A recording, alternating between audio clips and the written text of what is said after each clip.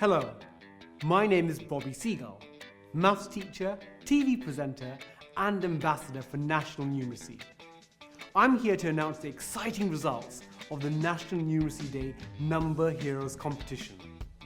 So many of you got involved from all over the UK, telling me about your hobbies and what you want to be when you're grown up, and most importantly, how you'd imagined you'd have to use numbers. We had thousands of amazing entries, and I was so impressed by all the different ways you thought about using numbers in your hobbies and future jobs. Here to help me announce the winners are my fellow ambassadors, Harry Baker and Timmy Merriman Johnson, who some of you might know as Mr. Moneyjar.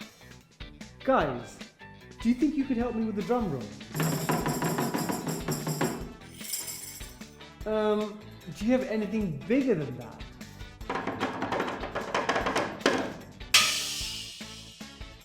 Okay, I think I'm going to have to ask the editor for some help. Editor, can you please cut to our Number Heroes Hall of Fame in 3, 2, 1.